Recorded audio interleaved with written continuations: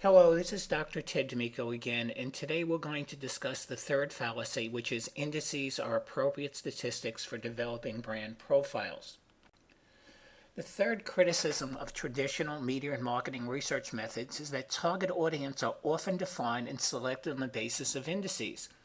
As will be reviewed in this video, indices are not the best measures to use to determine the characteristics that are most predictive of brand or category usage.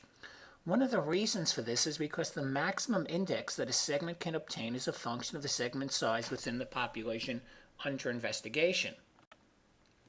For example, it is possible for Afro-Americans to obtain an index of over 800 because they represent approximately only 12% of the U.S. population.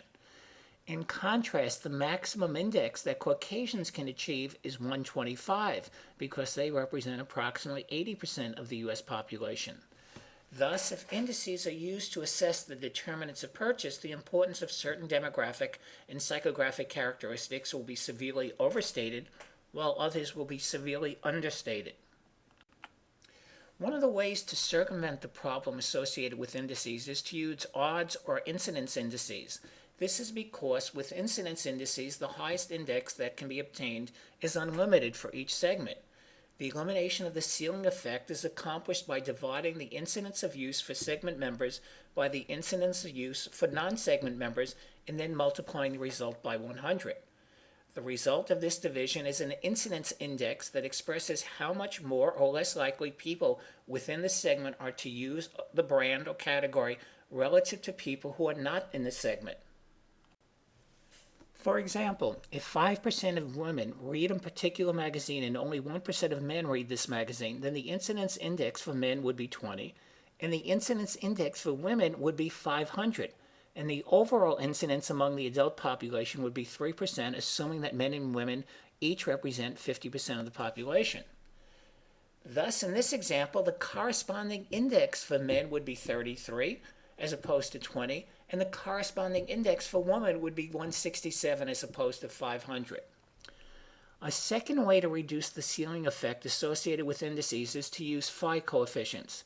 These coefficients tell you how well being part of a given segment or engaging in a specific behavior predicts whether people use a particular target brand or service. Phi in reality is a correlation coefficient. Like most correlation coefficients, phi can theoretically range from -1 to +1. A major advantage of using this coefficient is that if brand uses index high with respect to a given segment, but the segment accounts for a small percentage of total brand uses, then the phi coefficient for the segment will be relatively low. Consequently, the intelligent use of phi coefficients safeguards against selecting target segments that account for a disproportionately small number of brand users.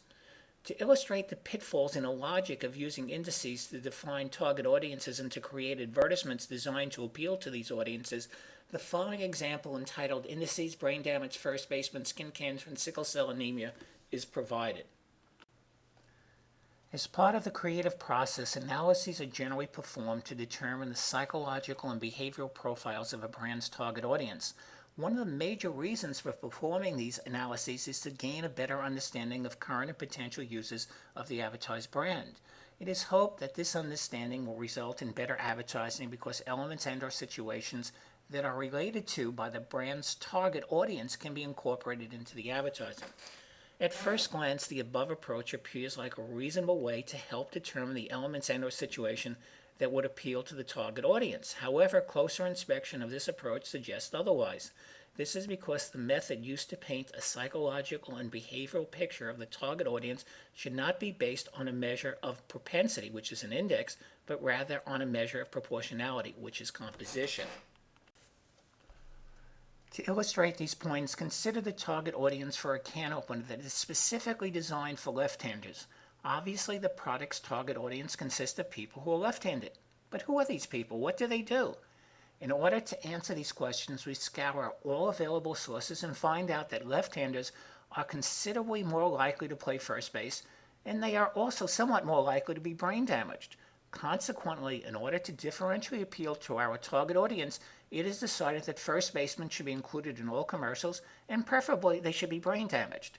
Further extension of this lack of logic suggests that commercials targeted to whites should have someone suffering from skin cancer. Commercials targeted to Jews should have someone with Tay-Sachs disease. Commercials targeted to Italians should have someone with Mediterranean disease. And commercials targeted to blacks should have someone suffering from sickle cell anemia.